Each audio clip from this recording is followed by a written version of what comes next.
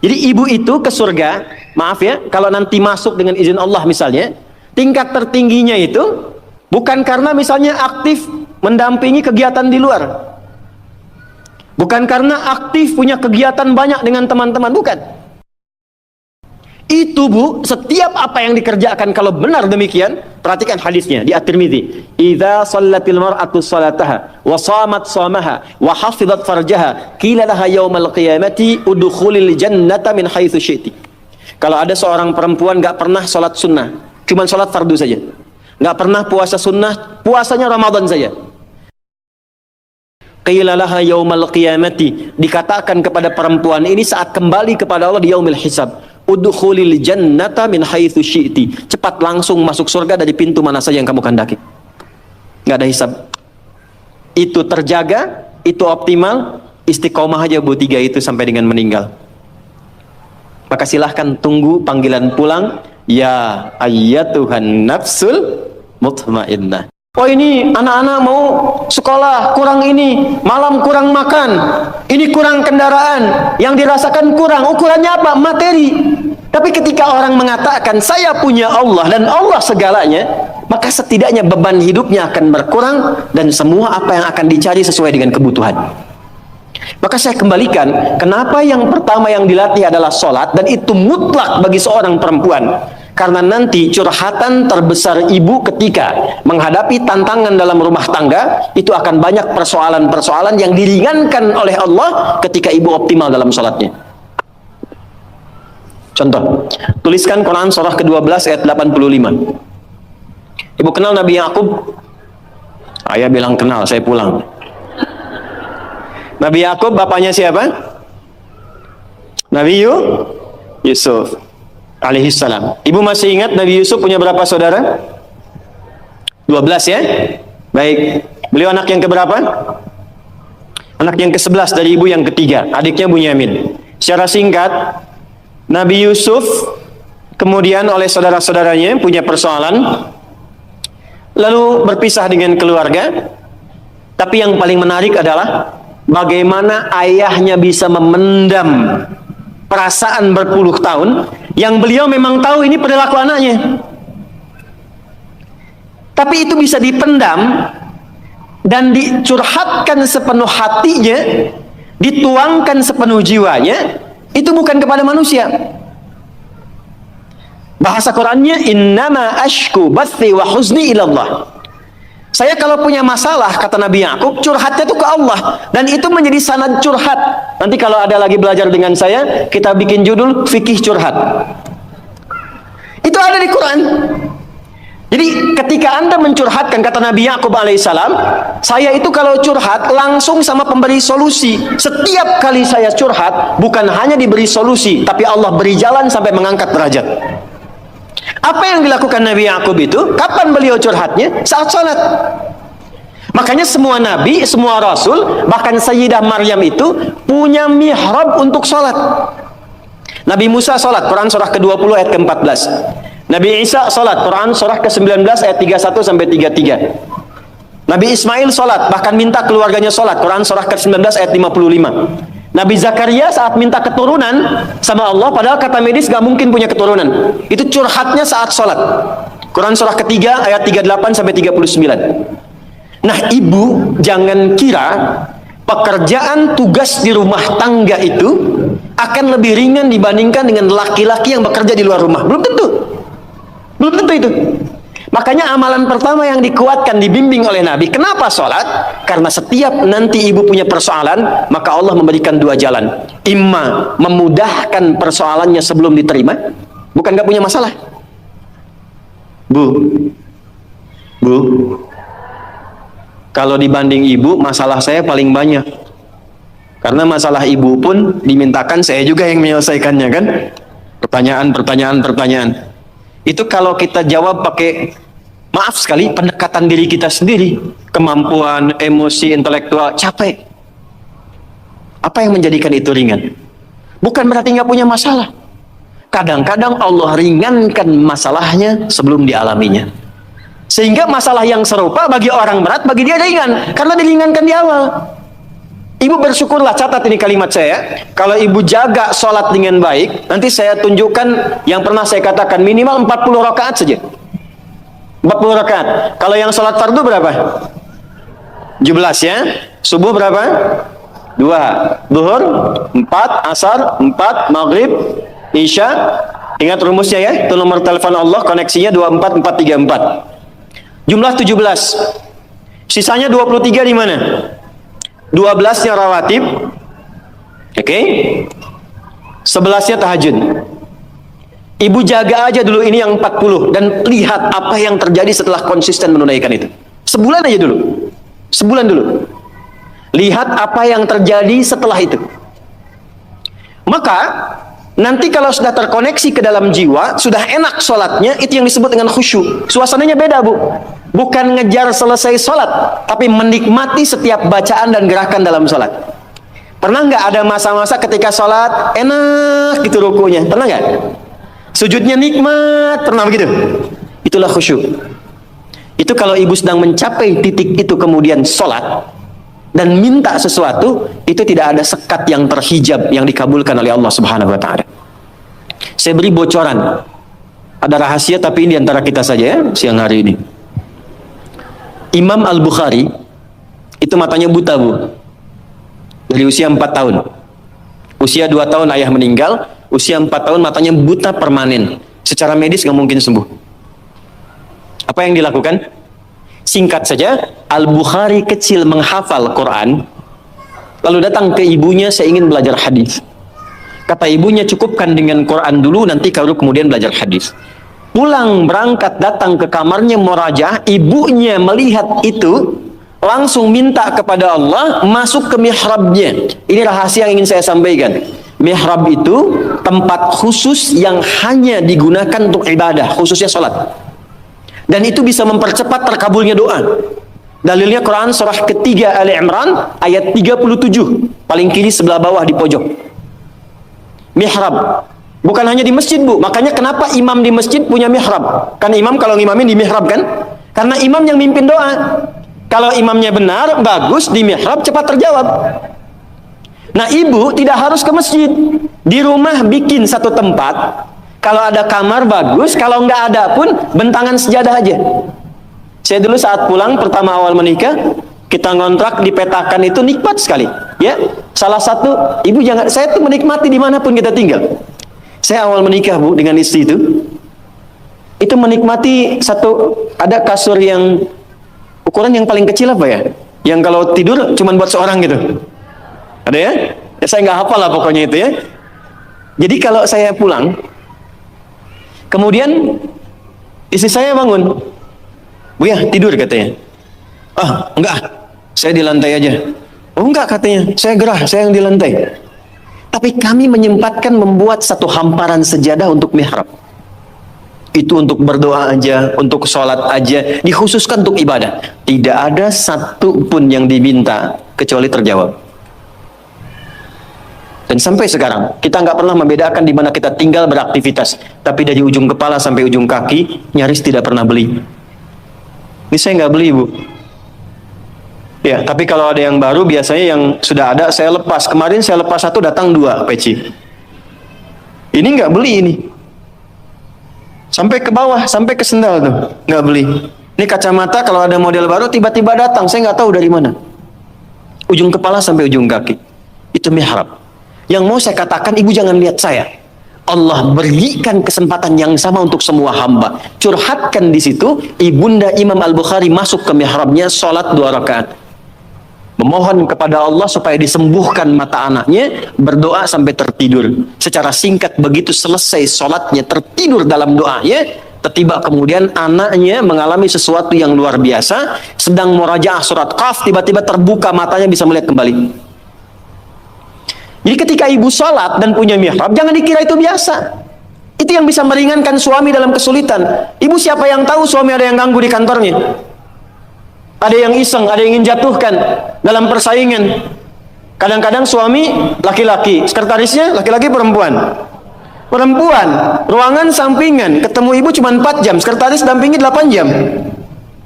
Itu kalau nggak punya filter dalam jiwanya, nggak ada burhan yang ibu titipkan lewat doa, itu nggak mudah. Dari mana ibu bisa pastikan proyek suami itu halal? Dari mana ibu bisa pastikan uang yang dibawa itu benar? Ibu bisa titipkan kepada Allah.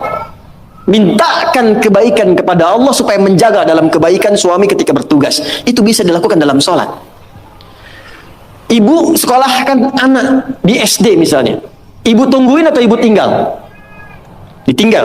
Ibu yang mengandung 9 bulan, ibu yang memberikan ASI hampir 2 tahun atau 2 tahun, dididik di baik-baik, sehat, hafal juz amma sebelum sekolah. Tiba-tiba ibu titipkan di sekolah dengan lingkungan yang ibu belum bisa jamin. Jadi baik nggak anaknya? Siapa yang bisa menjaga anak ibu? Kalau ibu jawab Allah, hubungan ibu dengan Allah baik nggak? Demi Allah saya katakan, betapa banyak seorang ibu yang sudah menyiapkan anaknya baik, tiba dia ke sekolah kok anaknya berubah. Kata-katanya jadi nggak betul, perilakunya jadi menyimpang, susah diingatkan. Siapa yang bisa menjaga itu? Saya tunjukkan satu kisah yang luar biasa. Bu, kalau ada 10 rapat, 9 memilih A, yang 1 memilih B, yang diikuti yang mana? Ini rapat ya, ada rapat menentukan 2 pilihan, 9 memutuskan A, 1 memutuskan B, pilih mana? A kan? Yang 9 ya, tapi yang terjadi, yang 1 yang diikuti, yang 9 ditinggalkan. 10 saudara Yusuf rapat, yang 9 mengatakan, uqtulu Yusuf, bunuh aja Yusuf. Penyebab kita itu kurang dapat perhatian dari ayah kan Yusuf. Kalau Yusufnya nggak ada, perhatian ke kita semua. 9 memutuskan bunuh Yusuf. 1 mengatakan, jangan dibunuh, lemparkan aja ke tempat gelap, yang penting kan Yusufnya nggak ada. 9 memilih A, 1 memilih B. Dan biasanya setan kalau menggoda itu nggak akan tanggung, langsung ke tingkat tertinggi. Tapi apa yang terjadi? Yang dipilih ternyata yang 1. Oke, kita sepakat gak usah dibunuh, lemparkan. Alqihi fi ghayabatil jubbi yaltaqithu ba'da sayyarah. Lemparin aja ke tempat gelap. Apa yang menjadikan mereka terjaga sehingga tidak jadi membunuh Yusuf, dan alih-alih membunuh menempatkan di tempat gelap? Ternyata itu adalah doa orang tuanya yang sering menitipkan anaknya kepada Allah. Ibu nganterin anak ke sekolah, dititipkan nggak sama Allah? Atau cuman bye-bye, salaman, lepas, tinggal, pulang? Titipkan bu, doakan. Di sekolah kami, dari mulai PAUD, pendidikan anak usia dini, di KB, itu hari pertama bukan cuma ibunya, ayahnya mesti ngantar. Datang, hal pertama yang dilakukan anaknya untuk membisikkan di telinga ayahnya akan bekerja. Ayah, doakan ya Nanda belajar. Ayah, Nanda doakan sukses bekerja, tapi tolong jangan cari rezeki yang haram ayah ya, yang dibawa ke rumah. Itu dibisikkan oleh anak yang usia 4 tahun. Dan tidak ada adegan yang terjadi kecuali air mata yang berlinang, memeluk, mencium, kemudian pamit. Itu menjaga. Itu menjaga. Perbaiki sholat dulu bu. Dan nanti dari sholat itu, ibu nggak bilang pun nanti Allah tanamkan kepada anak, kepada suami segala kebaikan. Itu kurikulum pertama. Saya sering ceritakan di berbagai tempat, seorang anak yang nggak pernah mau sholat. Saya ngasuh pesantren dulu di Jakarta. Seorang ibu datang, wajahnya sendu mengatakan, Ustadz, anak saya nggak mau sholat. Sekolahnya apa bu? SMP. Ibu udah ingatkan berkali-kali. Sudah nggak usah diingatkan lagi. Malam ini ibu sholat aja di kamar anak ibu, masuk ke kamar anak ibu, sholat di sampingnya, nggak usah diminta bangun, sholat di sampingnya, lalu mohon kepada Allah, ya Allah engkau titipkan dia dalam rahimku, aku yang mengandung, aku yang melahirkan, aku yang merawat, ringankan hisabku di akhirat kalau memang jauhnya dia dari Allah karena sebabku. Ibu minta sama Allah, nggak usah bangunkan, nggak usah ingatkan. Nanti 3 hari lagi ibu kesini lagi, kita lihat apa yang terjadi. Hari ketiga, dari kejauhan ibu itu teriak gembira, Ustaz, saya masih ingat, dan membawa seplastik nasi uduk. Wah, ibu kok senang sekali, anak saya sudah sholat. Kok bisa, saya bilang. Ternyata malam tadi, di malam ketiga dia bangun, dia peluk ibunya, dia minta maaf. Maafkan Nanda ma, maafkan Nanda ma. Saya dengar mama berdoa, maafkan saya. Saya tuh bukan gak mau sholat, tapi kan papa juga gak pernah sholat. Tuh. Papa kan nggak sholat juga. Akhirnya dari situ kemudian bermaafan, anaknya mulai mau belajar. Demi Allah saya katakan, setelah peristiwa itu bukan hanya anaknya dibimbing sholat oleh salah seorang santri dari kami, tapi minta dibimbing untuk menghafal Quran. Sejak saya meninggalkan pesantren untuk diteruskan oleh santri berikutnya, anak itu sudah hafal kurang lebih 2 juz. Dari yang tidak pernah sholat, jadi pelaku sholat dan hafal Quran 2 juz. Mungkin sekarang sudah khatam 30 juz sholat. 2, saya cepat. Jangan cukupkan soleh sendiri, Bu. Karena sama-sama ingin ke surga Firdaus, kan ada suami, ada anak-anak. Maka pesan yang pertama penghuni surga Firdaus itu, yang dipesankan bukan dunianya, tapi akhiratnya. Contoh, suami mau berangkat, biasanya ibu pesan apa? Hati-hati ya Pak, gitu kan? Ya, sukses ya. Pernah nggak ibu bilang pertama kali yang disampaikan, ayah jangan lupa sholat ya? Pernah nggak? Tuh. Sekarang hari apa? Yang ke masjid siapa? Laki-laki perempuan? Yang ke masjid suami ibu, yang ke masjid laki-laki. Pernah nggak ibu siapkan pakaiannya? Pernah. Bagus. Pernah nggak siapkan parfumnya? Bagus. Tapi pernah nggak ibu bisikkan di telinganya, Pak, nanti pas khatib duduk di antara 2 khutbah, doakan rumah tangga kita samara sampai surga ya? Pernah nggak? Belum. Padahal di situ ada pesan kuatnya, di situ ada hikmah indahnya. Jadi ternyata sholat itu ketika dimunculkan ciri pertama, kita kemudian tebarkan ke semua anggota keluarga. Anak-anak yang di pesantren boleh angkat tangan. Siapa ibu yang anaknya di pesantren? Boleh angkat tangan. Oke, turun lagi. Suka nelpon kan ya? Nanya ya? Baik, yang pertama ditanya apanya? Apa kabar? Bekal cukup? Belajar bagaimana? Ya? Baru jangan lupa sholat ya. Balik, telepon, sudah sholat belum? Akhiratnya dulu. Kan penghuni surga Firdaus. Sudah sholat belum? Sudah belajar? Baru makan. Tutup di akhir, jangan lupa ranking 1 ya. Dan ini akan menjadi pembeda, Bu. Saya 97 masuk pesantren, ayah saya meninggal, ibu apa adanya. Kalau saya cerita kita berhenti ta'lim. Jadi saya agak percepat. Saya jaga komitmen sholat ini sampai satu ketika bekal habis. Mungkin ibu saya lihat ini. Karena ibu saya biasanya tak pernah meninggalkan saya live, pasti lihat. Bekal habis, saya lari ke wartel, saya telepon. Ma, bekalnya habis. Apa jawab ibu kami? Dan saya tahu itu nggak ada bekal. Kata ibu kami, sabar ya nak. Mungkin setelah ini Allah akan bantu, mungkin ada yang datang membantu dan seterusnya. Sabar dulu. Iya mah, tutup, bismillah, sabar.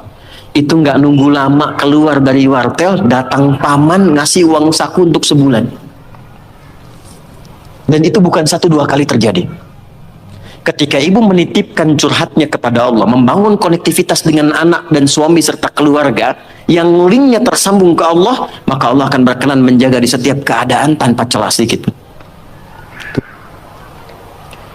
2, agak cepat. Masih poin sholat dulu. Subuh jam berapa tadi? Subuh jam berapa? Ya paling gampang kan 4:30 gitu kan? 4:30-nya 4:30, 4:33 atau 4:35? 4:35. Baik, zuhur jam berapa? 12:05. 12:02. Terjadi perbedaan pendapat, gak apa-apa, tipis-tipis. Asar jam berapa? 15:20. Maghrib jam berapa? Isya jam berapa? Baik. Anak-anak sekolah jam berapa? Dulu. Tidur jam berapa? Suami kasih untuk belanja tanggal berapa? Hafal ya untuk dunia ya. Bu, kalau cuman hafal waktu sholat, itu iman standar. surganya standar. Penghuni surga Firdaus, dia menyiapkan sebelum waktunya. Oleh karena itu pulang dari sini, jangan sampai di rumah nggak ada jadwal sholat, Bu. Print out, bikin. Saya suka tempelkan di dinding rumah, di kamar, kadang-kadang di meja makan, sehingga begitu yang terlihat sebelum nunggu menu makan, waktu sholat. Jelas? Oke.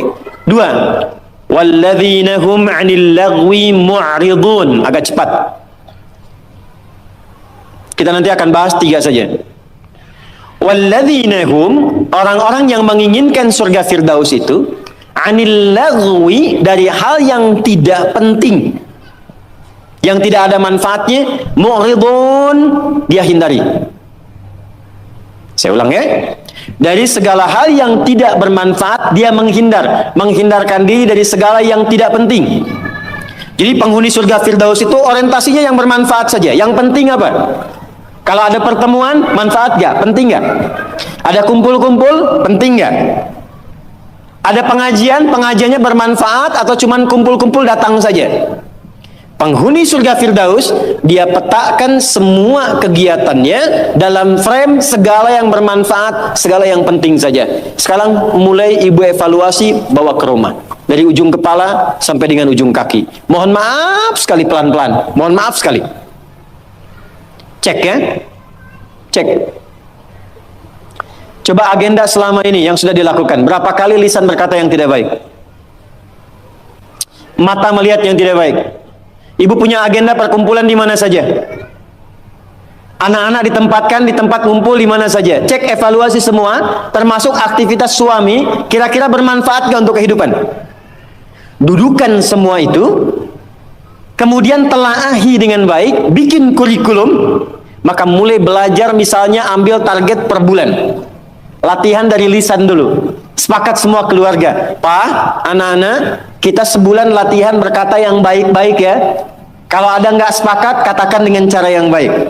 Kalau melihat ingin bertutur, katakan dengan cara yang benar. Yang tak bermanfaat, jauhi. Ketemu teman dengan siapa? Suka belajar Al-Arba'in nggak? An-Nawawiyah. Lihat hadis nomor kedua. Ini info dari Umar, kata beliau, bainama nahnu julusun 'inda Rasulillah. Kami itu kalau duduk-duduk santai, yang dicari itu yang terbaik. Kalau masih ada nabi, nabi yang kami cari. Bayangkan, dalam duduk santai, yang ngobrol santai, yang kadang cerita, itu yang dicari orang baik. Kenapa? Karena orang baik itu kalau canda pun pasti ada manfaatnya. Kalau dia ngobrol ringan pun pasti ada maslahatnya. Sekarang coba, ketika ibu bertemu dengan teman, bikin pengajian, bikin tempat kumpul, kalau ingin masuk ke dalam golongan surga Firdaus, pastikan bukan hanya profesinya. Semua apa yang dikerjakan, nilainya berada pada nilai kebaikan. 3, agak cepat. Walladzina hum lizzakati fa'ilun. Ternyata penghuni surga Firdaus juga gemar berzakat. Gemar apa? Baik, zakat itu berapa persen dari harta? 2,5 minimalnya. Bisa nggak berzakat kalau nggak ada uangnya? Hah? Berarti perintah berzakat sekaligus perintah untuk mencari materi kan? Supaya bisa zakat kan? Makanya dalam Islam nggak dilarang. Silahkan suami mencari nafkah, bekerja, ibu punya bakat bisa jualan. Sayyidah Khadijah jualan nggak? Pedagang nggak? Sukses nggak? Bukan cuma sukses, sangat sukses. Hasilnya luar biasa. Nanti kita cerita. Tapi yang ingin saya katakan, ibu kalau sekarang bikin hijab face misalnya, ada yang bikin kerudung, bikin kue, bikin macam-macam, itu nggak dilarang, silahkan. Sepanjang tidak mengabaikan tugas pokok yang ada di rumah yang melekat kepada ibu. Silahkan. Tapi niatkan tujuannya untuk apa? Niatkan tujuannya untuk mengabdi kepada Allah, supaya bisa zakat. Ini saya tanya nih, ini yang di luar nih banyak yang jual hijab dan sebagainya, termasuk teman-teman yang mungkin punya kreativitas. Ada yang di makanan, ada yang di macam-macam. Saya mau tanya, itu berdagang itu supaya untung atau supaya ibadah? Hah? Untung nggak dilarang, tapi kalau supaya untung masih dunia. Kalau ibu, ini saya kasih rumus ya, ibu meniatkan aktivitas dagangnya, niaganya, itu diniatkan sebagai ibadah untuk memenuhi zakat saja, maka yang paling dahsyat, Allah akan percepat kemampuan untuk mendapatkan itu. Karena hadisnya jelas, innamal a'malu biapa? Niat. Begitu niatnya untuk zakat, dapat tuh. Ya Allah, saya sudah sholat maksimal, saya sudah berdoa, mohon selama hidup ya Allah berikan kesempatan untuk zakat. Gak usah banyak-banyak, ya Allah 25 juta aja supaya bisa zakat. Zakat berapa persen? Begitu ibu minta 25 juta, Allah kasih 1 miliar. Kan 2,5% dari 1 miliar berapa? 2 juta. Jadi betapa orang penghuni surga Firdaus itu semua yang dilihat tuh pakai iman. Jadi semua yang dikerjakan, maaf ya, bekerjanya karena iman tuh ibadah, berdagangnya supaya bisa zakat, sekolahnya supaya pintar, dengan pintar bisa mendekat kepada Allah. Ini adik-adik yang kuliah di sini. Anda kuliah supaya dapat ijazah, dapat nilai, atau karena Allah? Itu ada babnya sendiri. Terakhir, kita gabungkan ketiganya. Saya ulang, kita gabungkan ketiganya. Uang sudah dapat. Awas ya, ini untuk pribadi dulu. Dibawa ke rumah. Ibu olah. Biasanya harta suami pun kan diberikan juga ke ibu ya. Sehingga ada adik yang mengatakan, harta saya, harta suami, harta. Oke, sekarang bawa Bu, pelan-pelan ya. Mohon maaf nanti dengan kata-kata saya ini, karena kita akan mencoba menata lebih baik. Dan jangan mengecilkan orang lain. Ibu bawa pulang ke rumah. Maka kebutuhan pokok pertama kan untuk pemenuhan kebutuhan dalam kehidupan rumah tangga. Tadi ke pribadi. 1, untuk pakaian misalnya. Karena kita sekarang menaikkan level seperti Sayyidah Khadijah, berpakaian yang bukan hanya pantas, tapi Allah sukai dan menjadi support untuk suami. Maka perhatikan pakaiannya. Apakah cara berpakaiannya dan koleksi pakaian yang sudah dikumpulkan itu betul-betul menunjukkan pakaian yang disenangi oleh Allah? Contoh, perempuan berjilbab atau tidak? Saya ulang, berjilbab atau tidak syariatnya? Yang sudah berjilbab, pertahankan. Yang belum, kita bantu, doakan, terangkan tentang keutamaan, keistimewaan jilbab. Saya berikan rahasia besar di sini karena ini tentang hijab face. Ternyata saking pentingnya jilbab itu, bukan hanya di dunia, di alam kubur pun ketika meninggal, kain kafan perempuan ditambah 1. Yang laki-laki nggak punya. Apa itu? Kerudungnya. Saking pentingnya. Jadi ketika dalam kehidupan dunianya pun misalnya belum mengenakan sepenuhnya, itu saat pulangnya mesti dipakaikan kerudungnya dalam kafannya. Sebetulnya apa fungsi jilbab itu? Yuk, kita tarik dulu pelan-pelan. Buka Quran surah ke-33 Al-Ahzab ayat 59. Nanti setelah itu saya tarik kepada suami untuk mensupport. Surah ke-33 Al-Ahzab ayat 59. Ada ayatnya, ya ayyuhan nabiyyu qul li azwajika wa banatika wa nisa'il mu'minin, ada yudnina min jalabibihinna dzalika adna an yu'rafna fala yu'dzain. Ada? Asalnya Bu, sebelum ayat ini turun, itu masih ada yang berkerudung, masih ada yang tidak berjilbab, biasa saja. Tapi tiba-tiba ada kejadian. Perempuan muslimah malam-malam ingin ke toilet, diganggu oleh preman-preman Madinah dari Yahudi. Maka dilaporkan kepada Nabi, turunlah ayat ini. Maka Allah sampaikan, ya ayyuhan nabi, wahai Nabi, kulli azwajika, mulai hari ini sampaikan pada semua istrimu, wa banatika, anak perempuanmu, dan nisa'il mu'minin, bukan cuman perempuan, nisa'il mu'minin, perempuan-perempuan yang memang merasa punya iman, yang yakin dengan anugerah Allah. Yudnina min jalabibihinna, mulai detik ini kenakan jilbab oleh mereka.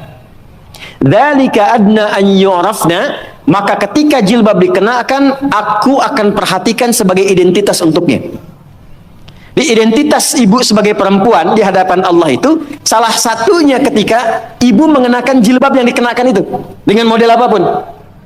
Tapi belum berhenti ayatnya, belum berhenti. Perhatikan kalimatnya. asa ayyurafna, maka ketika dia kenakan jilbab itu, semua mesti kenali dialah perempuan yang beriman. Fala yu'zain, dan setiap laki-laki yang beriman mesti punya komitmen melindungi dan menjaganya. Jadi ketika ibu kenakan jilbab itu kami yang laki-laki, yang pria-pria mukmin ini, itu terikat dengan komitmen kepada Allah. Kalau ibu ada yang ganggu, ada kesulitan, kami mesti bantu. Itu asalnya. Di Allah turunkan ayat hijab, jilbab itu bukan sekedar ingin menutup, tapi memberikan kemuliaan pada perempuan. Dan ini fikih jarang diketahui laki-laki juga. Jadi ketika ibu ke pasar nih ya, kesulitan misalnya, beli beras sulit, terlihat ibu pakai jilbab tuh, itu laki-laki itu yang melihat itu langsung bantu. Dan Allah jadikan itu mengikat dalam fitrah hati setiap insan beriman. Itu poinnya. Sekarang ingin saya katakan, ketika Allah memberikan hadiah yang sangat luar biasa dan mengistimewakan, diambil nggak? Diambil nggak? Maka perhatikan. Kalau di era Sayyidah Khadijah hasil niaganya diserahkan untuk dakwah Nabi, maka di era kita dibalik. Apa yang dihasilkan oleh suami diolah oleh istri perempuan, ada pendapatan dari istri dikumpulkan, coba dari situ kreasikan untuk membeli atau mendapatkan sesuatu yang Allah sukai. Punya anak perempuan, apa yang Allah sukai dari perempuan ini? Ibu kalau nggak percaya silakan ya, kasih makanan yang halal, kasih pakaian yang paling benar, nanti cek, masukkan dia ke sekolah Quran. Demi Allah saya katakan, tidak tunggu lama dia akan cepat mendapatkan hafalan Qurannya. Karena ibu menyiapkan dia untuk mendapatkan kalam Allah dengan penampilan yang Allah sukai. Jelas? Oke. 4, sekarang kita masuk kurikulumnya. Apa kebiasaan Sayyidah Khadijah? Yang pertama, beliau menyempurnakan tugas di rumah tangga yang tidak membebani Nabi ketika pulang. Saya ulang, beliau menyempurnakan tugas di rumah tangga yang tidak membebani Nabi ketika pulang. Bu, kita menghargai semua perkembangan pengetahuan, teknologi, peradaban, dan sebagainya. Tapi ibu jangan sampai lemah dalam satu hal ini. Demi Allah saya katakan, apresiasi tertinggi dari Allah kepada seorang perempuan yang telah berumah tangga, ternyata bukan profesi dunianya. Tapi ketika ibu bisa optimal menjadi seorang ibu dengan semua tugasnya. Kalau belum menikah, jadi seorang anak dengan tugasnya. Kalau menikah belum punya anak, jadi seorang istri dengan tugasnya. Nanti saya turutkan hadis-hadisnya. Jadi ibu itu ke surga, maaf ya, kalau nanti masuk dengan izin Allah misalnya, tingkat tertingginya itu bukan karena misalnya aktif mendampingi kegiatan di luar. Bukan karena aktif punya kegiatan banyak dengan teman-teman, bukan. Yang paling utama itu di rumah, anak bagaimana?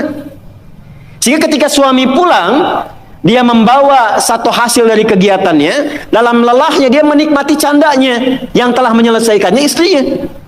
Itu bu, setiap apa yang dikerjakan kalau benar demikian, perhatikan hadisnya di At-Tirmidzi. Idza shallatil mar'atu shalataha wa shamat shamaha wa hafizat farjaha qila laha yaumal qiyamati udkhulil jannata min haitsu syi'ti. Kalau ada seorang perempuan enggak pernah salat sunnah, cuma salat fardu saja. Enggak pernah puasa sunnah, puasanya Ramadan saja. Dia menaati pada suaminya, menjaga kehormatan keluarganya. Dia menempatkan tugas di rumah sebagai tugas utamanya. Maka apa yang terjadi? Qila laha yaumal qiyamati, dikatakan kepada perempuan ini saat kembali kepada Allah di yaumil hisab, udkhulil jannata min haitsu syi'ti. Cepat langsung masuk surga dari pintu mana saja yang kamu kehendaki. Enggak ada hisab. Sekarang ibu enggak dilarang, silakan. Pengajian banyakin, optimalkan. Tapi dengan pengajian itu balik bawa ilmunya kepada anak. Kalau perlu aja. Kegiatan di luar silahkan. Tapi jangan sampai, maaf, ibu aktif di luar, tapi anak ibu dititipkan pada orang lain. Sehingga dia mendapatkan karakter dari perawatnya, bukan dari ibunya. Jadi wajar kalau dia nggak kenal ibunya. Wajar kalau nggak akrab. Wajar kalau dia mencari jati diri di luar. Karena dia nggak kenal ibunya. Nanti kalau saya dengan ayah, saya bicara fikih ayah. Sehebat-hebatnya ayah, sesibuk-sibuknya di luar, itu di Quran selalu dialognya anak dengan ayah, nggak pernah dengan ibu. Ibu pernah dengar misalnya ada dialog ibu dengan anak di Quran? Nggak ada. Selalu ayah, anak, ayah, anak. Kenapa? Karena fungsi ibu itu sudah di rumah yang paling utamanya. Maksud fungsi di rumah itu adalah capaian dengan anaknya optimal, kasih sayangnya, curhatnya diterima, perawatannya, candanya. Kenapa banyak dialog dengan ayah di Quran? Karena ayah kesibukan banyak di luar, jangan sampai karena sibuknya itu lupa dengan keluarga di rumah. Karena ternyata yang ditunggu anak itu adalah sosok orang tuanya. Nah sekarang sudah ayahnya sibuk, ibu ikutan sibuk. Apakah salah? Tidak. Salah itu ketika ibunya sibuk, anaknya tidak mendapatkan orang tuanya. Itu problemnya. Dan itu banyak ditemukan sekarang. Ibu silahkan, mau sebanyak apa sih mau dikumpulkan? Hah? Bangga kalau statusnya bisa diupdate. Bangga kalau sudah banyak penampilan bisa dirubah. Ibu nggak khawatir kalau anaknya mencari perhatian di luar. Ibu nggak pernah bahkan sempat menyapanya. Cuman ketemu, berangkat, tidur, ketemu lagi. Lalu apa yang mau dicari dari apa yang dikumpulkan itu? Saya ini kalau pulang, sejak saya punya anak pertama, sekarang punya anak yang kelima, tidak pernah saya pulang nyampe rumah dipanggil dengan panggilan yang biasa teman-teman panggil. Ustadz, Kiai, Syekh. Nggak pernah saya pulang datang rumah, Kiai. Nggak ada. Ustadz. Dari dulu anak saya, ketika saya pulang datang, dia tunggu, bahkan ada yang nunggu sampai jam 11 malam. Anak usia 3-4 tahun nunggu sampai jam 10, jam 11. Buya, kapan pulang? Saya kalau kemanapun ada tas, Bu, yang saya bawa. Di dalamnya ada hasil karya anak kami yang paling kecil. Dia gambar-gambar lama, kasih love. Kemudian kasih kayak orang-orang yang dia gambar, dia tuliskan, minta tolong kepada kakaknya nomor 2 yang perempuan, tuliskan I love you Buya. Dan dia cuma tunggu ayahnya, yang dia pengen bapaknya. Jadi begitu pulang ke rumah, dia tunggu, dibuka pintunya, Buya. Gak pernah dia panggil Ustaz gitu. Gak ada. Ya, main kuda-kudaan yuk, ya udah jadi kuda kita jam 11 malam. Tapi itu yang indah. Dan itu sesuatu yang sangat luar biasa. Nah, Sayyidah Khadijah itu sebelum Nabi pulang itu sudah khatam. Makanya kita belum pernah dengar kan kisah cerita Fatimah merewelkan Nabi. Emang enggak? Umi Kulsum merepotkan Nabi? Enggak ada.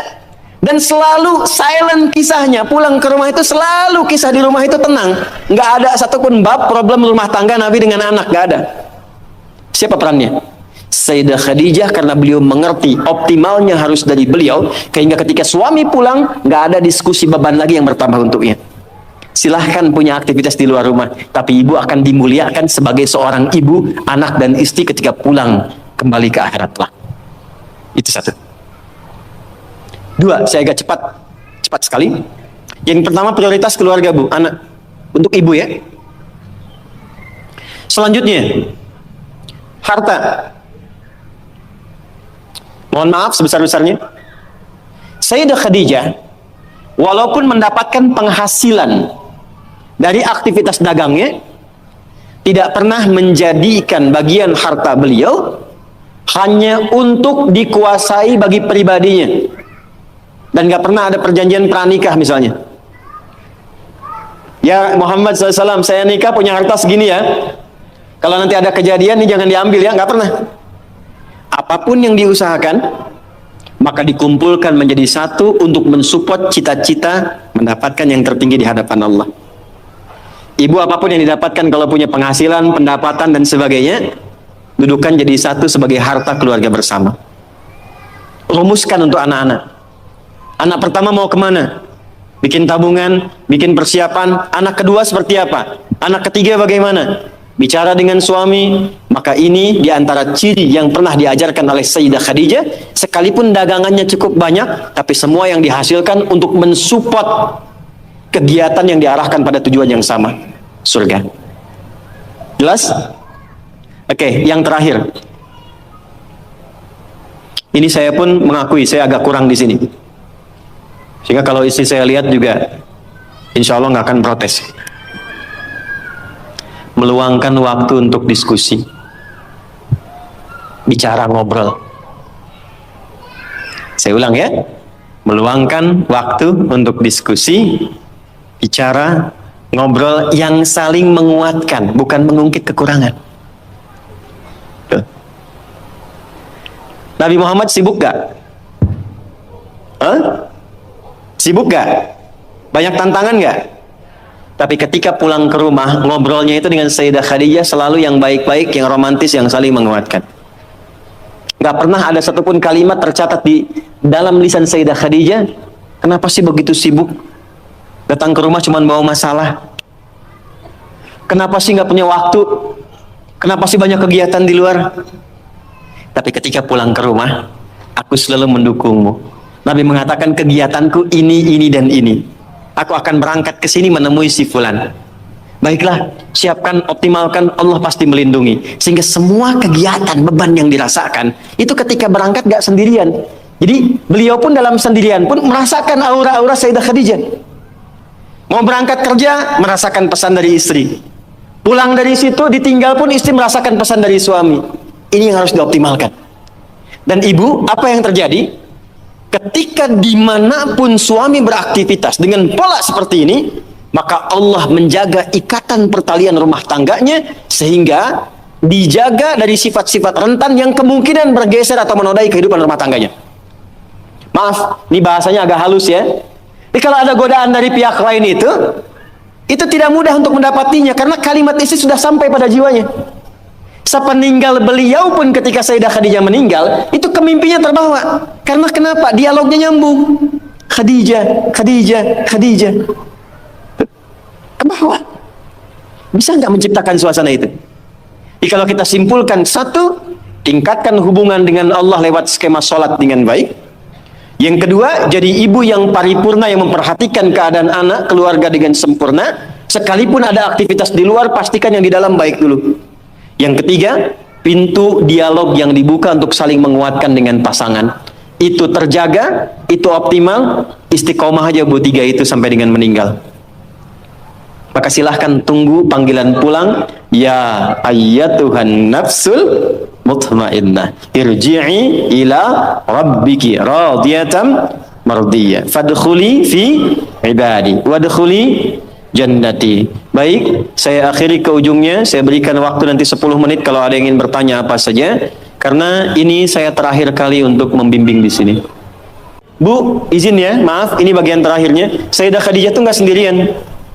Beliau punya partner, teman dialog. Kalau bisa cari teman-teman yang baik, saling mengingatkan. Ya, bikin saf yang baik, saling menguatkan, saling mengingatkan pada yang dicintai oleh Allah Subhanahu wa taala. Jadi, saya simpulkan 3, salat jaga. Yang kedua, kondisi di rumah dijaga dengan baik. Pastikan semua apa yang dicintai oleh Allah itu yang kita gunakan, perangkat, pakaian, makanan yang masuk, tugas yang paling optimal. Dan yang ketiga, selalu punya visi ke depan yang baik yang didialogkan untuk dengan suaminya masing-masing. Maaf, ibu sekarang yang punya anak-anak, segera siapkan anak itu ke depan mau jadi apa. Ibu yang rencanakan itu Sayyidah Khadijah begitu.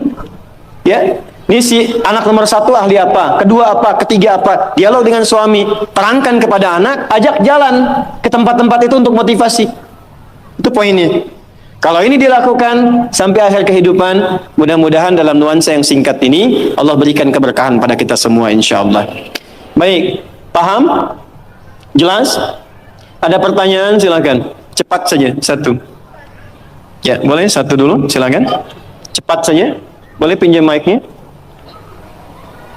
Ya, 1. Boleh terkait dengan tema atau di luar topik, boleh dengan cepat. Bismillahirrahmanirrahim. Izin bertanya Ustadz, terkait seorang muslimah yang memang dia belum menikah, nah ingin menjaga ifah dan izahnya Ustadz, terus melihat juga zaman sekarang yang semakin canggih, maju melesat dengan cepat, sehingga emang kadang susah gitu mengimbangi, apalagi seorang muslimah yang sering dia ke bawah-bawah dengan lingkungannya yang nggak baik gitu. Ustadz, bagaimana cara mengimbangi kita agar di samping kita bisa menjaga ifah dan izah, kita juga dapat melatih kreativitas kita untuk mengikuti perkembangan zaman. Ustaz, terima kasih. Saya jawab dulu. Yang pertama begini, saya bacakan dulu hadis Nabi sallallahu alaihi wasallam. La taqumus sa'atu, dalam perjalanan waktu nanti akan ditemukan suasana. Pertama, taqarubuz zaman, waktu semakin cepat berlalu. Jadi setahun kayak sebulan, sebulan kayak sepekan, sepekan kayak sehari, dan sehari cepat sekali sekilatan waktu. Terasa nggak sekarang? Kayaknya baru kemarin, sekarang ketemu lagi kan? Oke, teruskan. Taqarubul aswaq, pasar mudah diakses. Terjadi percepatan digitalisasi. Dulu berangkat ke pasar pakai angkot, gitu kan? Kemudian turun, beli sesuatu. Sekarang klik, datang ya. Di masa-masa itu akan terjadi seperti apa yang Anda sampaikan. Kata Nabi, tantashirul fitan, godaannya makin banyak. Fitan itu jama dari fitnah. Dari pergaulan, dari perpecahan, dari hoax, dari polarisasi, yantashirul kadhib, banyak manipulasi. Maka dalam suasana itu apa yang Nabi bimbing kepada kita untuk menjaga dalam kebaikan? Satu, pilih teman-teman terbaik. Suhbatus salihin. Kalau di perempuan, suhbatus salihat. Pertama bagaimana? Misal, lihat apa yang sekarang porsinya kita kerjakan. Anda sebagai mahasiswi misalnya, ketika berangkat cari teman-teman yang baik, yang kira-kira mendekatkan kepada Allah. Pintar, saleh, baik, bisa punya visi yang sama-sama yang baik. Sehingga apa dengan teman-teman yang baik ini? Maka jika kumpulannya ada, minimal dia akan saling menjaga. Maka Imam Nawawi menulis satu kitab, isinya 1896 hadis tentang petunjuk menemukan orang-orang yang baik. Dikenal dengan nama Riyadus Shalihin. Oke? Di Riyadus Shalihin ini yang pertama, beliau mengajarkan satu, maka setiap kita mesti punya visi dulu, program yang kita jaga. Contoh, misalnya Anda ingin jadi apa nih untuk yang Anda jaga, Anda banggakan di hadapan Allah sampai pulang. Misal, saya mau pulang kepada Allah dengan kebanggaan rutin tahajud. Saya mau pulang kepada Allah dengan kebanggaan sebagai ahli Quran. Saya pengen pulang kepada Allah dengan kebanggaan misalnya ahli sedekah. Maka dari sini bikin program. Siapkan. Saya sambil kuliah menghafal Quran. Saat akan dieksekusi, cari teman yang baik. Identifikasi siapa teman-teman yang kira-kira bisa diajak separtner dengan program yang Anda siapkan. Maka ketika Anda temukan itu, ngobrol, jadikan satu, ikuti bareng-bareng, bikin schedule dalam keseharian. Saling mengingatkan. Bikin grup misalnya, bisa tahajud sama-sama, saling mengingatkan, bisa telepon, saling setoran, ketemu misalnya di tempat yang sama, yang dibicarakan dalam kebaikan, konsisten dengan itu semua. Tiga, ketika terfikir akan berbuat yang menyimpang, maka kata para ulama, bayangkan seketika akan diwafatkan. Contoh, ada pergaulan yang tidak bagus, diajak ke tempat yang kurang baik. Ketika akan Anda hadir ke tempat itu, bayangkan seketika Anda diwafatkan oleh Allah Subhanahu wa taala. Maka kalau kita bisa keluarkan, punya kurikulum, programnya disiapkan, punya teman yang baik, niatnya diperbaiki, dan terjaga dari maksiat, insya Allah dengan konsistensi seperti ini, itu akan terjaga dan tidak akan terpengaruh dalam setiap perkembangan zaman. Tahu ikan di laut ya? Warnanya banyak kan? Tapi tidak pernah asin kan? Kenapa? Karena dia punya prinsip dalam beraktivitas. Maka dimanapun Anda beraktivitas, kalau Anda punya prinsip sebagai seorang muslimah, punya capaian target yang harus diraih, dijaga dengan teman-teman yang baik, maka insya Allah saya kira semua akan saling mengingatkan dan tidak menjaga Anda sendirian terombang-ambing dalam keburukan. Jelas ya? Wallahu ta'ala a'lam bis-shawab. Silakan. Agak cepat. Saya dengar, ya. Bismillahirrahmanirrahim. Assalamualaikum warahmatullahi wabarakatuh. Waalaikumsalam. Pertama-tama izinkan saya mengucapkan alhamdulillah. Baik. Karena pada akhirnya saya bisa menanyakan ini langsung dengan Pak Ustadz Gurundat. Baik, terima kasih. Saya di November, maaf ini urusan pribadi ya.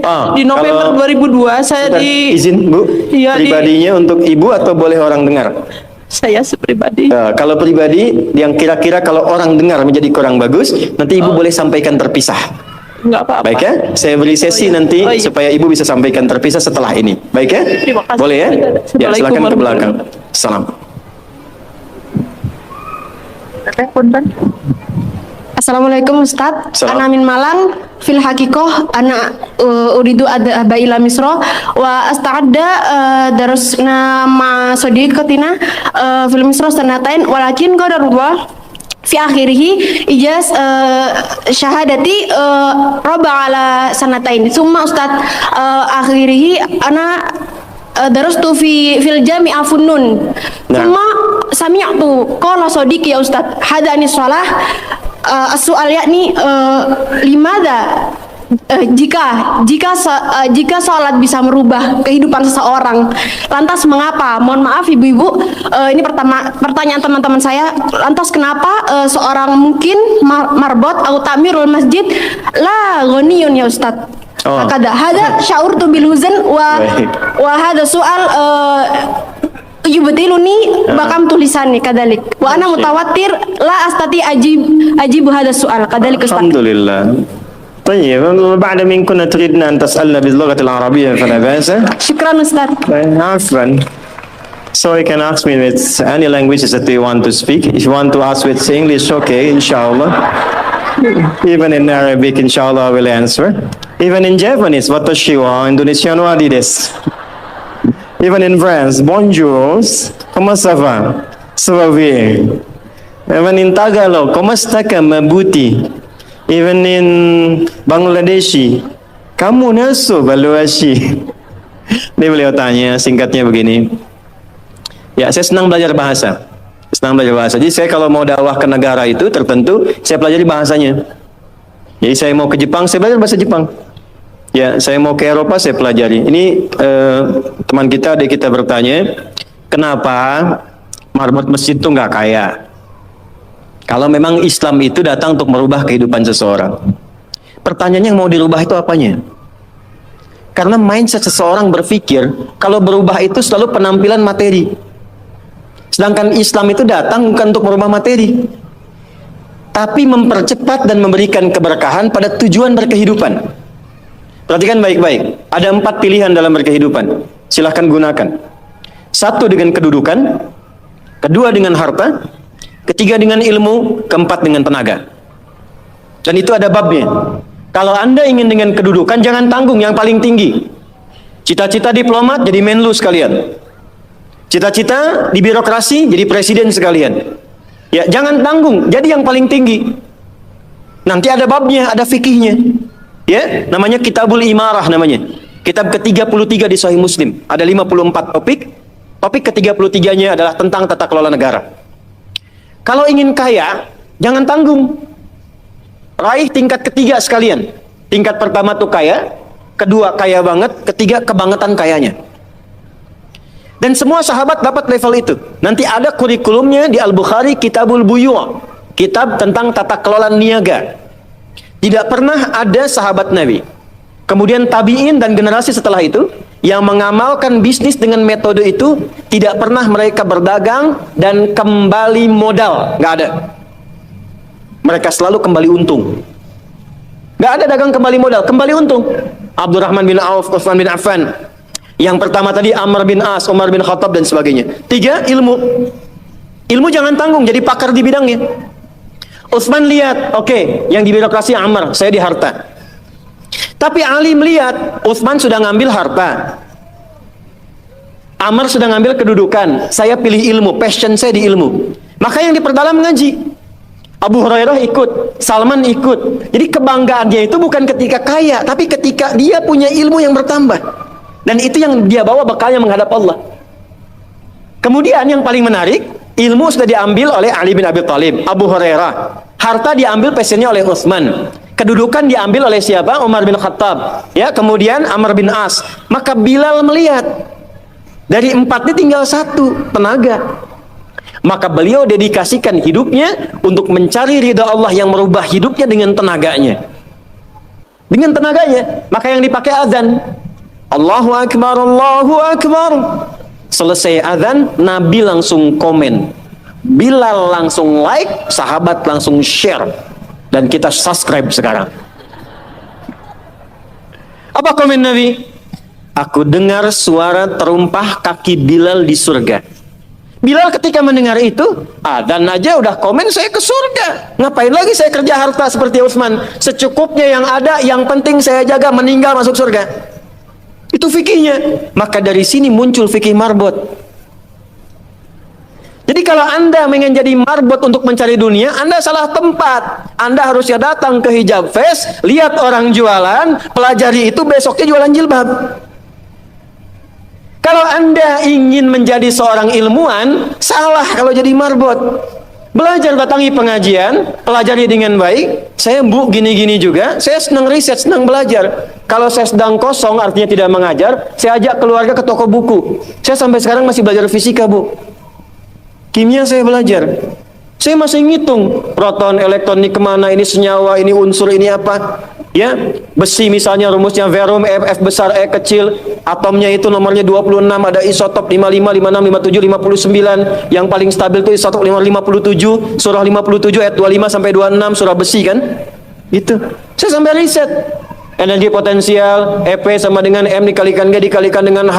Kalau potensi kita bagus jadi kinetik, setengah M dikalikan V kuadrat. Gabungkan EP kemudian dengan EK menjadi energi mekanik, dipakai kemana aja. Karena passion saya di pengetahuan. Jadi kalau ditanya saya nyambung.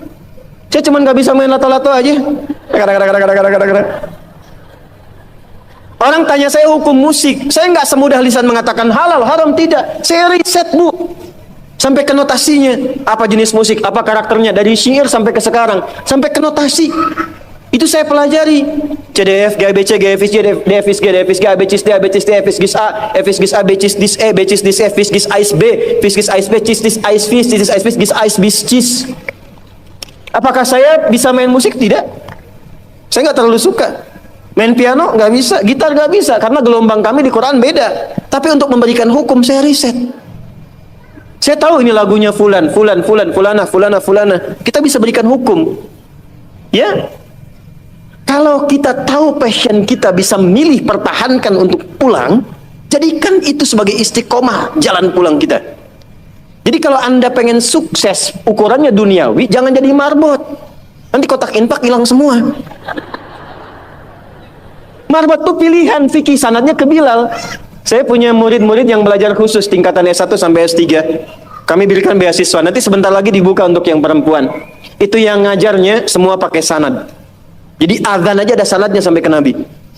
Semua hadis pakai sanadnya. Jadi itu jawabannya.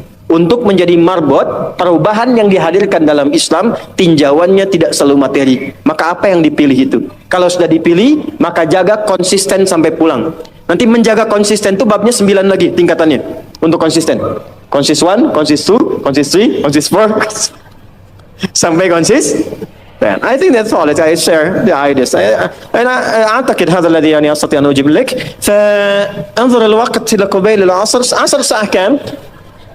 الساعة كام العصر؟ Oh maaf, jam berapa asar? Sudah masuk?